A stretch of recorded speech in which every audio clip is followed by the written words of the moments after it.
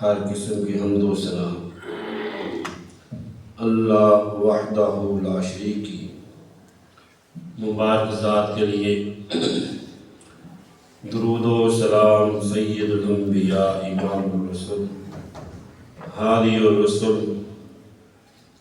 امام الاولین والآخرین رحمت للعالمین خاتم النبیین حضرت محمد الرسول اللہ صلی اللہ تعالی علیہ وعلا آلہ واصحابہ وسلم بذات مصطفی النور۔ گزشتہ جمعہ مبارک میں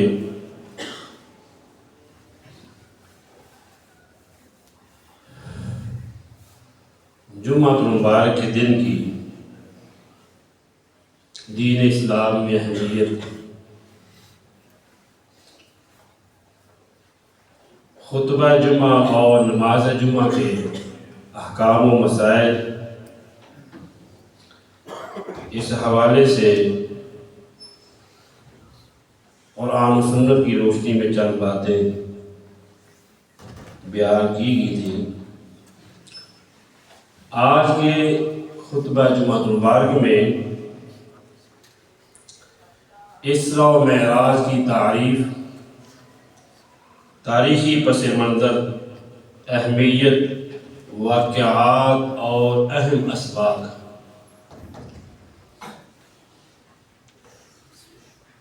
اس موضوع کو ہم دو حصوں میں تقسیم کرتے ہیں۔ اسراء و معراج ایک زمینی سفر ہے اور ایک آسمانی سفر ہے۔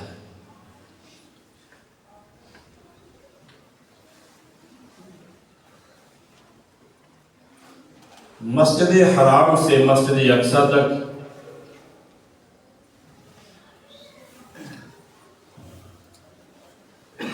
اس واقعہ کے ساتھ جو اسباق جڑے ہوئے ہیں اور جو ہمارے ساتھ تعلق رکھتے ہیں، اس واقعہ کی روشنی میں وہ باتیں آپ سمجھیں گے۔ اسراء و معراج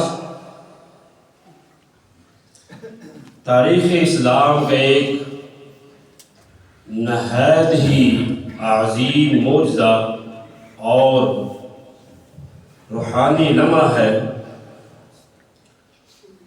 جو حضور نبی کریم جناب محمد الرسول اللہ صلی اللہ علیہ وسلم کی نبوت کی عظمت اور اللہ تبارک و تعالیٰ کے فضل و کرم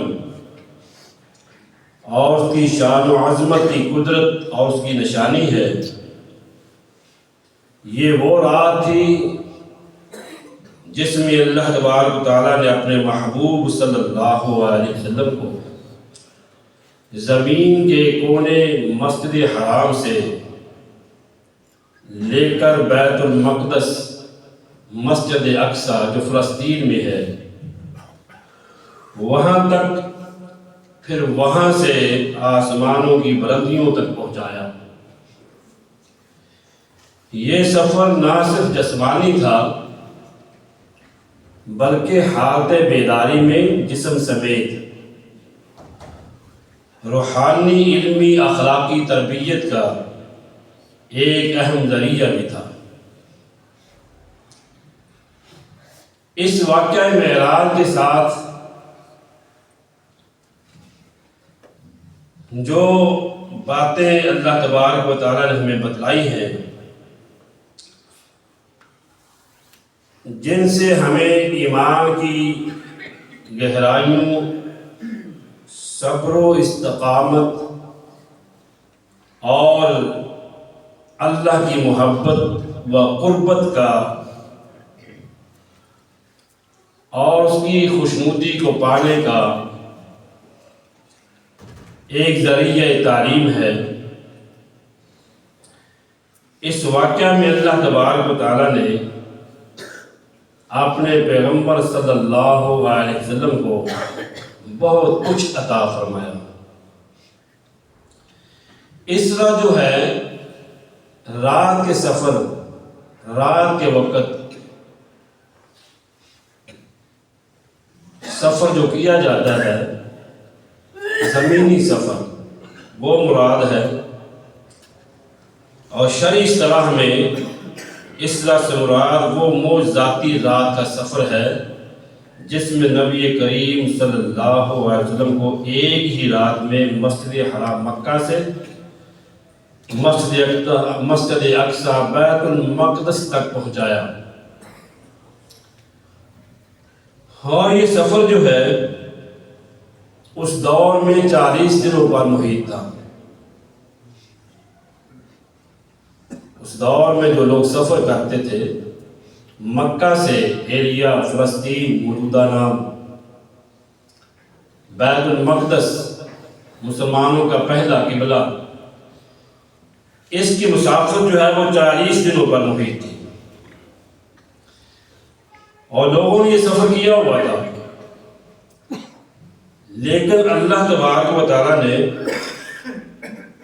یہ سفر جو ہے آن فان رات کے بہت ہی مختصر حصے میں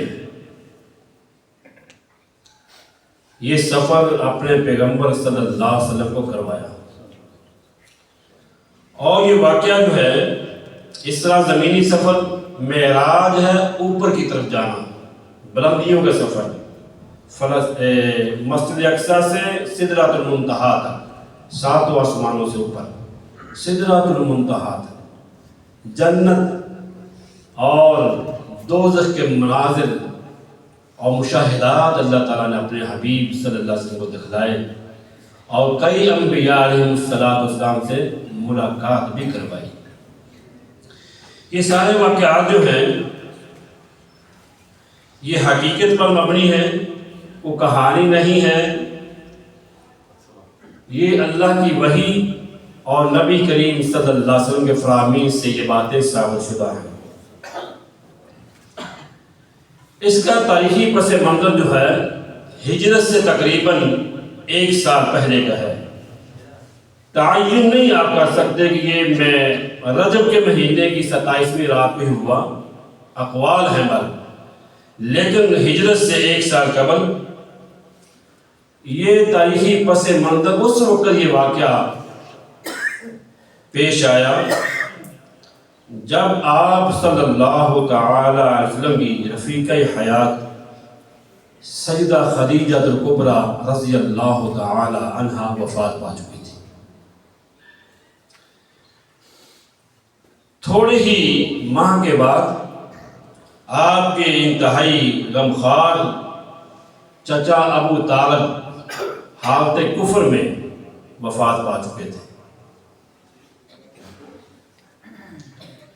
یہ دونوں سانحہ جو ہے آپ کی رفیقہ حیات ام المومنین سیدہ خدیجہ الکبریٰ رضی اللہ تعالی عنہا کی وفات، اور آپ کے انتہائی شفیق اور مہربان چچا ابو طالب کی وفات، سیرت نگاروں نے اس سال کو عام الحزن کہا ہے۔ آپ انتہائی رنجیدہ تھے، پریشان تھے۔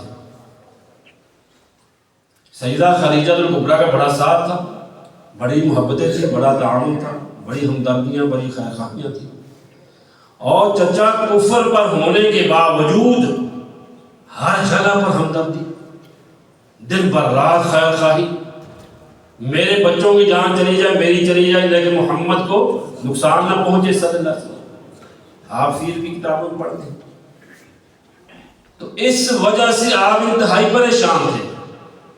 عام الحزن اس سال کو کہا گیا ہے، غم زدہ کرنے والا سال۔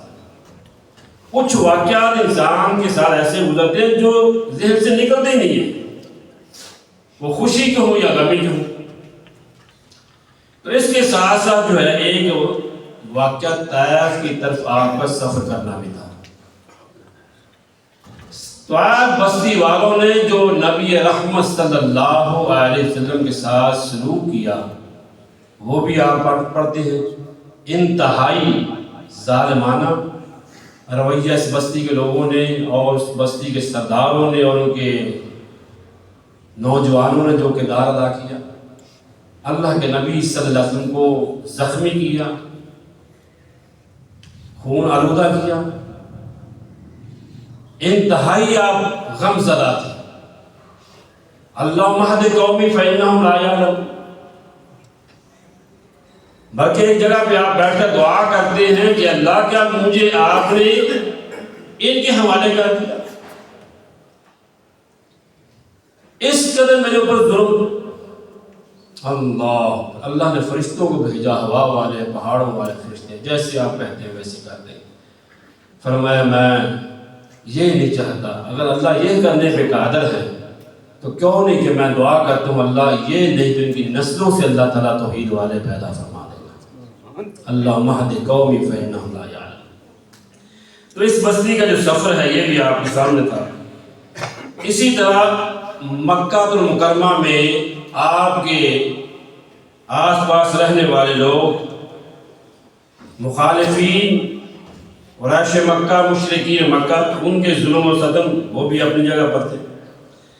تو یہ کافی چیزیں جو ہے جمع ہو جاتی ہیں۔ عام الحزن طائف کی بستی کا واقعہ جو ہے اور اہل مکہ کے جو آپ صلی اللہ علیہ وسلم کے اوپر ظلم تھے، یہ ساری چیزیں سامنے تھیں۔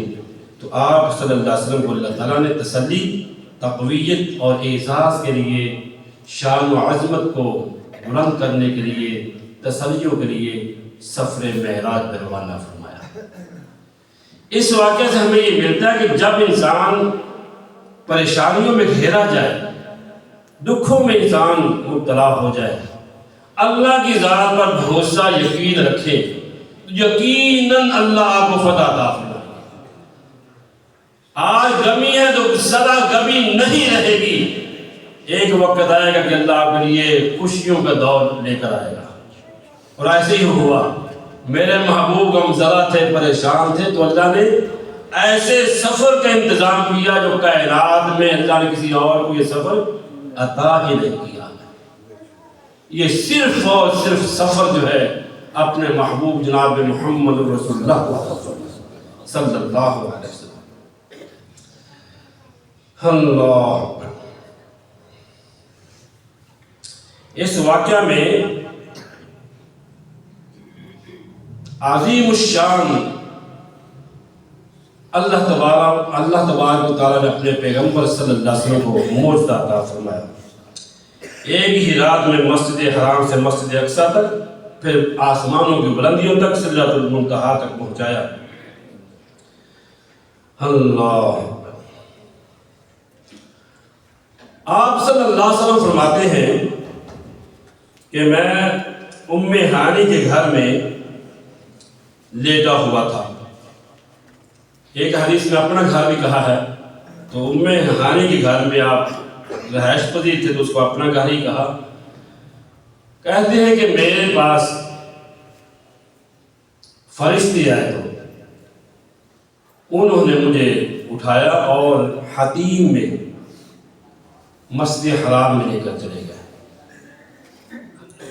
وہاں جا کر میں لیٹا ہوں، میرے ساتھ جو ہے جناب آپ صلی اللہ علیہ وسلم کے چچا زاد جناب علی بھی ہے، جناب جعفر بھی ہے رضی اللہ تعالیٰ، وہ بھی لیٹے ہوئے ہیں۔ تو آپ صلی اللہ علیہ وسلم نہ مکمل نیند میں تھے نہ بیداری میں تھے، درمیانی کیفیت تھی۔ تو آپ صلی اللہ علیہ وسلم کو وہاں سے اٹھایا گیا اور زمزم کے کنویں کے پاس لایا گیا۔ وہاں فرماتے ہیں کہ میرا حلق جو ہے، حلق سے لے کر زیر ناف میرے سینے کو کھولا گیا اور میرے دل کو حکمت و دانائی، سونے کا تشت جو ہے اس میں رکھا گیا، زمزم کے پانی سے دھویا گیا، اور دھونے کے بعد اسی طرح جو ہے میرے دل کو اس کی جگہ پہ رکھ دیا گیا۔ یہ واقعہ جو ہے حدیث کی کتابوں سے ثابت ہے، صحیح بخاری میں ہے، صحیح مسلم ہے۔ یہ پہلی دفعہ نہیں تھا، اس سے پہلے 2 دفعہ یہ واقعہ ہو چکا تھا۔ جب آپ سجدہ سعدیہ رضی اللہ، حلیمہ سعدیہ رضی اللہ تعالی عنہا کے ہاں زیر کفالت تھے بچپن میں، اس وقت بھی آپ کے ساتھ یہی واقعہ پیش آیا تھا۔ اس کے بعد جب نبوت آپ کو عطا کی گئی اس وقت بھی یہ واقعہ پیش آیا۔ آپ کی تیسری دفعہ یہ واقعہ تھا، شک کے صدر اس کو کہتے ہیں۔ تو آج تو سائنس نے بڑی ترقی کر لی ہے، تو اللہ کے نبی صلی اللہ علیہ وسلم کا آپریشن آپ کے دل کو نکال کر حکمت و ایمان سے بھر کر جو ہے اس کو اس کی جگہ پر رکھا گیا۔ تو اصل میں اللہ تبارک و تعالیٰ جو ہے اپنے پیغمبر صلی اللہ علیہ وسلم کو ایسے مناظر دکھلانا چاہتے تھے جو اللہ نے دکھلائے بھی، اس کے لیے اللہ تعالیٰ اپنے پیغمبر صلی اللہ علیہ وسلم کو تیار فرما رہے تھے۔ فرماتے ہیں کہ سفر اسراء کی ابتدا ہوتی ہے، میرے پاس جو ہے ایک سواری کو لایا جاتا ہے، ثم اتیت بدابۃ ابیض یقال لہ البراق، ایک سواری جو گھوڑے سے چھوٹی، گدھے سے بڑی، کھچر سے بڑی، جس کو براق کہا جاتا ہے۔ براق کا مطلب ہے بجلی کی طرح تیز رفتار، اور یہ ایسی سواری تھی، براق نے جب قدم بڑھانے کی کوشش، جب آپ اس کے اوپر سوار کیا گیا تو سواری تھوڑی سی جو ہے نا کودنے اچھلنے لگی۔ یہ ترمذی کی حدیث ہے۔ تو جبریل امین نے کہا کہ اے براق، تیرے اوپر آج تک اس سے معزز سوار کوئی سوار نہیں ہوا ہے، اور اللہ کے پاس اس کے علاوہ کوئی اور معزز سوار تھا بھی نہیں۔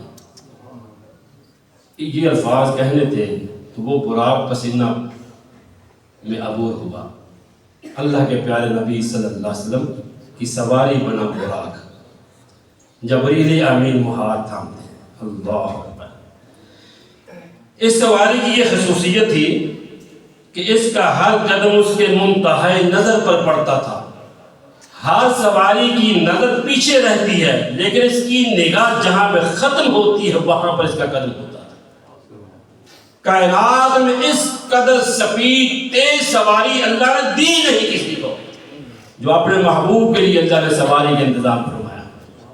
اللہ، اس سواری پہ میرے اور آپ کے دلوں کی بہار ہمارے محبوب پیغمبر جناب محمد رسول اللہ صلی اللہ تعالی علیہ وسلم سوار ہوئے، مسجد حرام سے مسجد اقصی کی طرف۔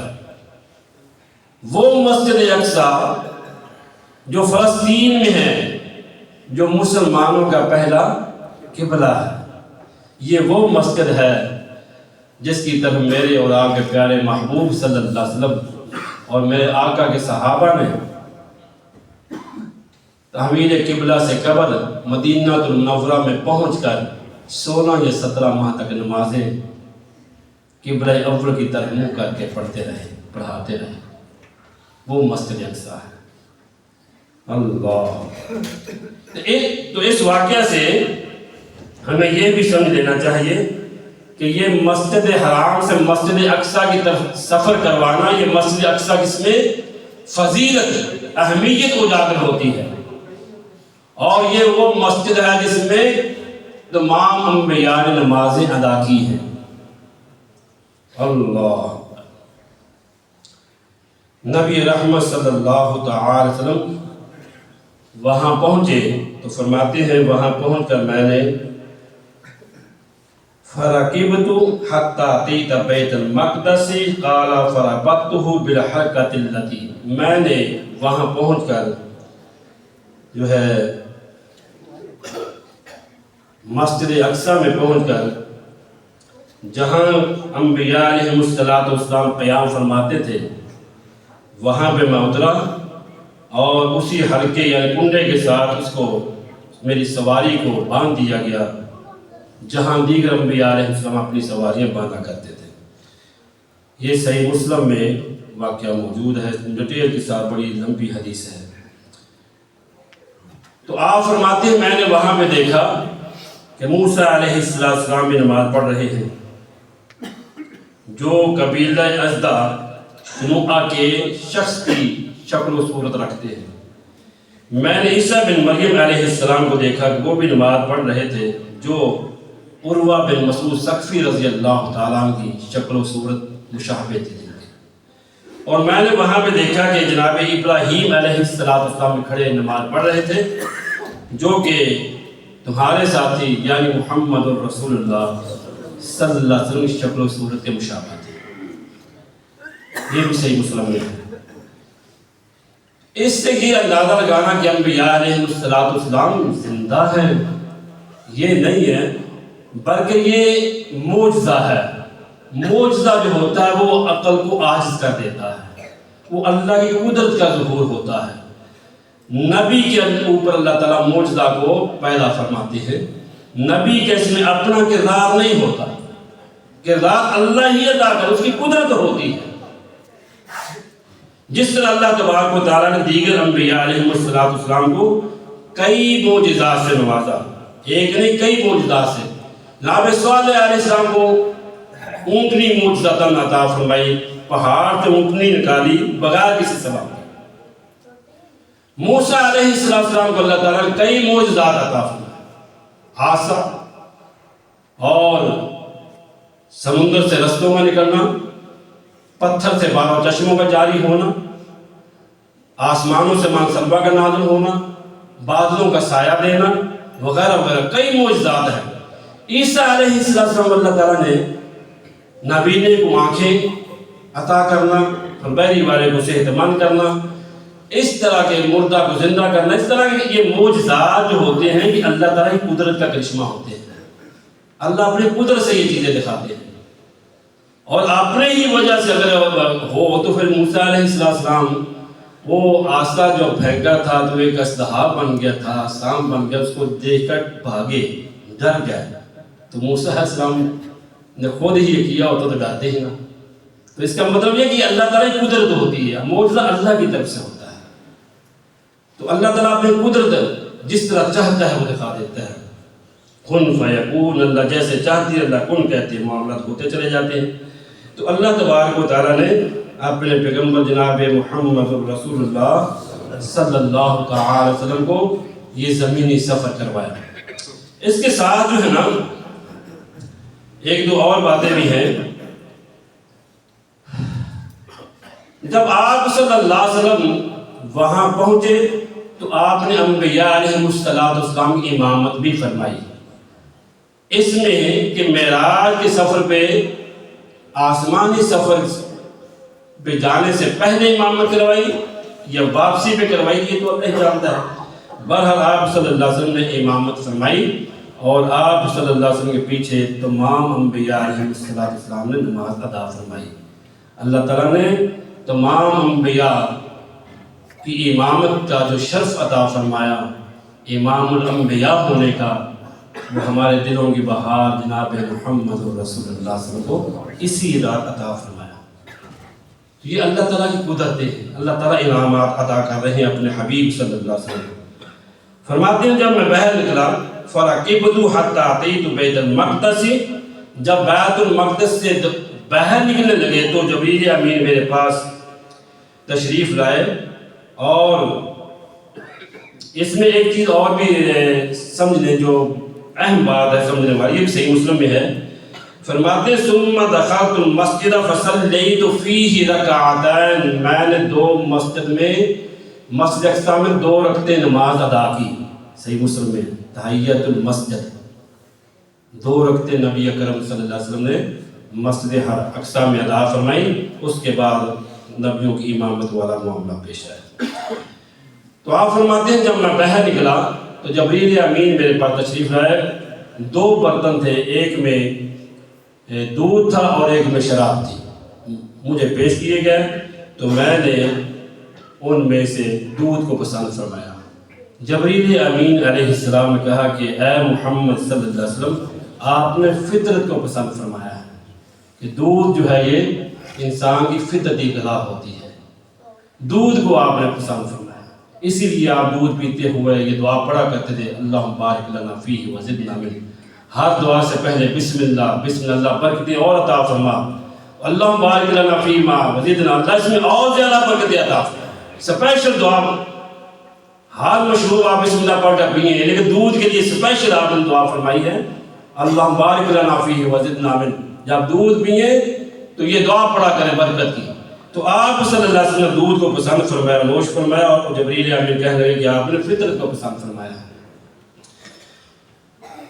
ایک بات اس میں بڑی اہم ہے جو سمجھنے والی ہے اس واقعہ میں کہ نبی کریم صلی اللہ علیہ وسلم نے فرمایا لا تشد الرحال الا الى ثلاثه مساجد۔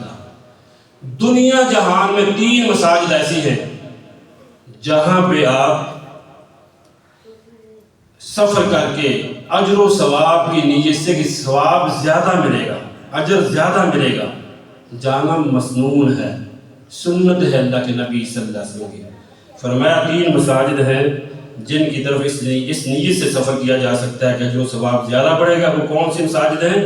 المسجد الحرام خانہ کعبہ، والمسجد الاقصی مسجد اقصی، ومسجدی ھذا مسجد نبوی صلی اللہ علیہ وسلم۔ دنیا جہاں یہ 3 مساجد ہیں جن کی طرف آپ رخ باندھ سکتے ہیں، مشقت کے ساتھ بھی سفر کرنا پڑے تو گریز نہیں کرنا چاہیے، کرنا چاہیے، اللہ توفیق عطا فرمائے۔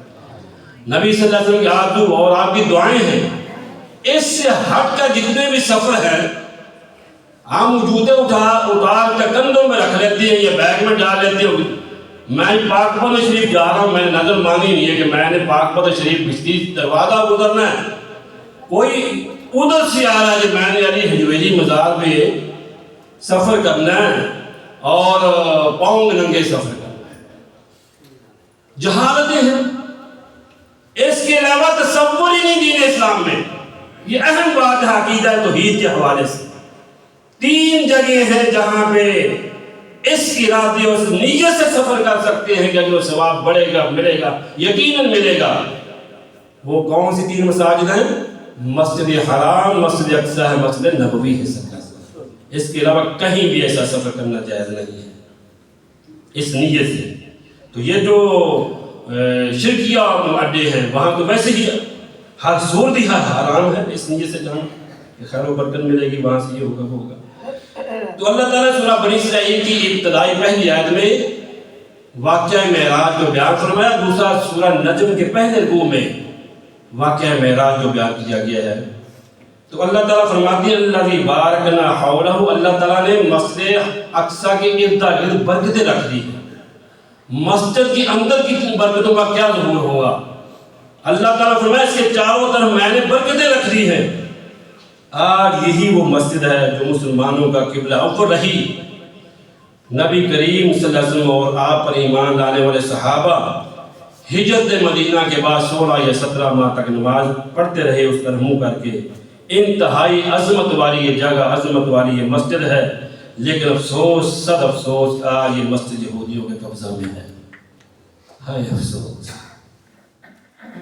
آج یہ قبلہ اول، آج یہ مسجد اقصی یہودیوں کے قبضہ میں ہے۔ اس کی حرمت کو پامال کر رہے ہیں، بلکہ اس کی حرمت کو اپنے پاؤں کے نیچے روند رہے ہیں۔ امت مسلمہ کے لیے بہت بڑا یہ لمحہ فکری ہے۔ خود مسلمان جو فلسطین میں آباد ہیں، آج ان وہ کھنڈرات بن چکی ہے وہ علاقہ، فلسطین کی اس مسجد کا کیا حال ہوگا؟ نسل در نسل وہ ظلم و ستم کا شکار ہو رہے ہیں۔ مسلمانوں میں صرف آواز کی صدا تک ہے اور کچھ نہیں ہے۔ یہ وہ جگہ ہے جہاں پہ اللہ کے نبی صلی اللہ علیہ وسلم کو پہنچایا گیا معراج کے رات، انبیاء کی امامت آپ نے فرمائی۔ آج یہودیوں کے قبضہ میں ہے، اس کی عزت کو، اس کی توقیر کو، حرمت کو پامال کر رہے ہیں۔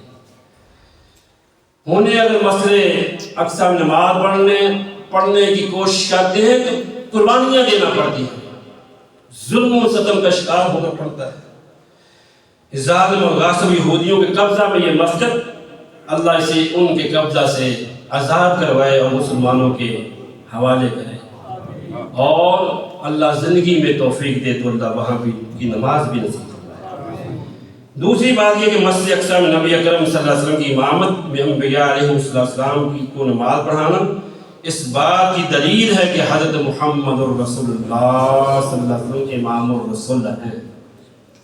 عظمت کے اعتبار سے، فضیلت کے اعتبار سے تمام انبیاء سے بڑھ کر ہے ہمارے پیغمبر جناب محمد رسول اللہ صلی اللہ علیہ وسلم، اور تمام انبیاء کا دین بھی ایک ہی تھا، وَمَن يَبْتَغِ غَيْرَ الْإِسْلَامِ دِينًا فَلَن يُقْبَلَ مِنْهُ وَهُوَ فِي الْآخِرَةِ مِنَ الْخَاسِرِينَ۔ جو شخص اسلام کے علاوہ، اس دین کے علاوہ، اسلام کے علاوہ کوئی اور دین تلاش کرتا ہے تو پھر جائے وہ دھکے کھائے جہاں جاتا ہے۔ تمام انبیاء کا دین ایک ہی تھا، وہ دین اسلام تھا۔ یہی دنیا میں اور آخر میں کامیابی کی گارنٹی ہے۔ اللہ اکبر۔ اللہ تبارک و تعالیٰ اپنے محبوب جناب محمد الرسول اللہ صلی اللہ تعالی علیہ وسلم کو سفر معراج میں جو انعامات آپ اللہ تعالیٰ نے عطا فرمائے، جو نشانیاں عطا فرمائیں، ان نشانیوں میں سے پہلی نشانی خود براق کی نشانی ہے کہ جس کے اوپر آپ نے سفر کیا، اور اس قدر وہ تیز سواری کہ کائنات میں اس جیسی کوئی سواری آج تک نہیں آئی ہے۔ اللہ اکبر۔ تو نبی کریم صلی اللہ علیہ وسلم پہ بے شمار درود و سلام نازل ہوں۔ یہ زمینی سفر کے حوالے سے چند باتیں تھیں۔ اگلے جمعہ میں مسجد اقصیٰ سے سدرۃ المنتہا آسمانی سفر کے اندر اللہ تبارک و تعالیٰ نے جو نشانیاں، جو مشاہدات، جو مناظر اپنے محبوب صلی اللہ علیہ وسلم کو دکھلائے، اور شان و عظمت آپ کی بلند کی، اور تحفے تحائف اللہ تبارک و تعالیٰ نے نماز کی شکل و صورت میں، سورہ بقرہ کی آخری آیات کی شکل و صورت میں، عقیدہ توحید کی شکل و صورت میں جو انعامات سے نوازا، یہ آئندہ جمعہ آپ سماعت فرمائیں گے۔ وآخر دعوانا الحمدللہ۔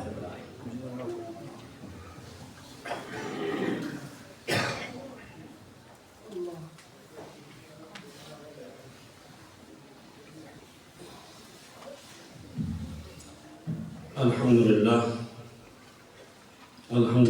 نحمده ونستعینه ونستغفره ونعوذ باللہ من شرور انفسنا ومن سیئات اعمالنا، من يهده الله فلا مضل له ومن يضلل فلا هادي له، اشهد ان لا اله الا الله وحده لا شريك له واشهد ان محمدا عبده ورسوله۔ گزشتہ جمعہ مبارک میں جمعہ مبارک کے حوالے سے، نماز جمعہ، خطبہ جمعہ کے حوالے سے کچھ احکام و مسائل آپ نے سماعت فرمائے۔ اس میں سے 2-3 چیزیں بڑی اہم تھیں جو رہ گئی تھیں۔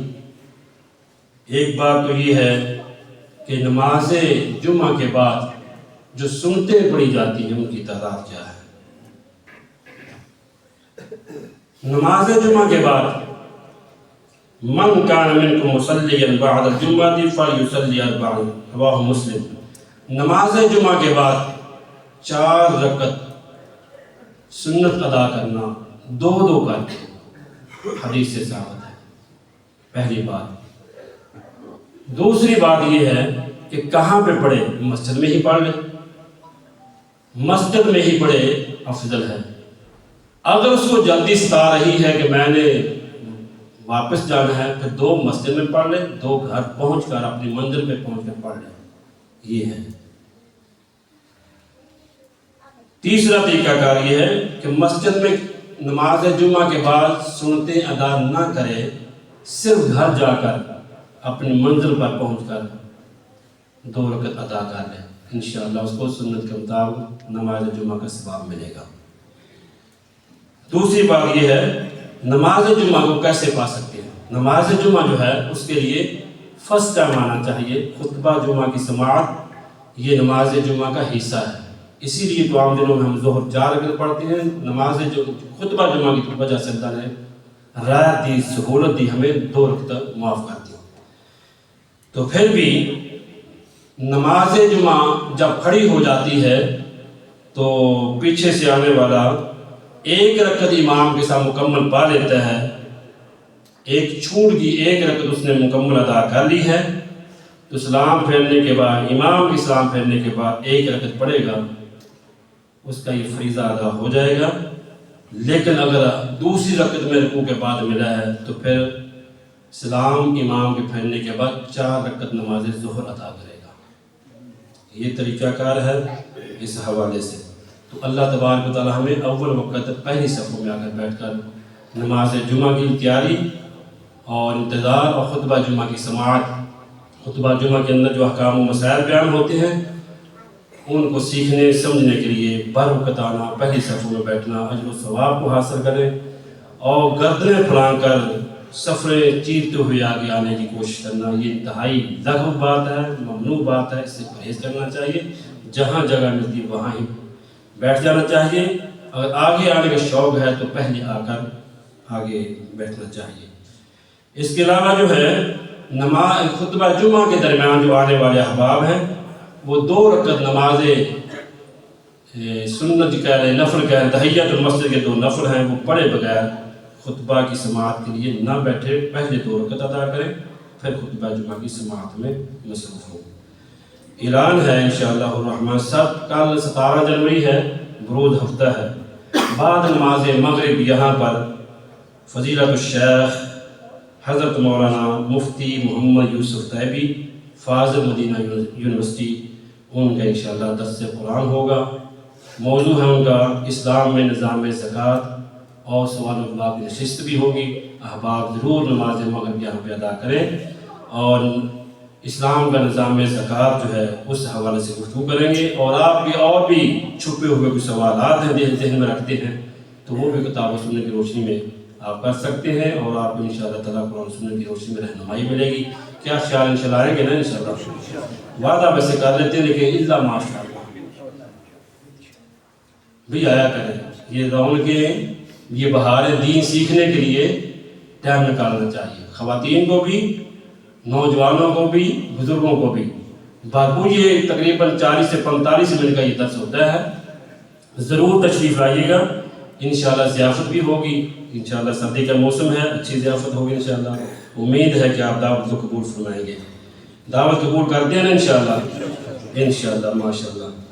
اللہ تعالیٰ تمام مسلمانوں کی حال پر رحم فرمائے، آنے والا رمضان ہم سب کے نصیب میں فرمائے، اور اللہ تعالیٰ فوت شدگان کی مغفرت فرما دے، بیماروں کو اللہ صحت کاملہ عاجلہ نافع عطا فرما دے، جو رشتوں کی وجہ سے پریشان ہیں اللہ آسانیاں پیدا فرمائے، جو بے اولاد اللہ صالح اولاد عطا فرما دے، جو بے روزگار اللہ طیب حلال کو روزگار عطا فرما دے۔ اللہم انصر الاسلام والمسلمین، اللہم انصر الاسلام والمسلمین، اللہم انصر المجاہدین فی فلسطین، اللہم انصر المجاہدین فی کل مکان، اللہم اخرج المجاہدین من سجن الکفار، اللہم دمر اعداء الدین، اللہم دمر الکافرین، اللہم احفظ الپاکستان، اللہم انصر عساکر پاکستان، وصلی اللہ علی النبی۔ السلام علیکم۔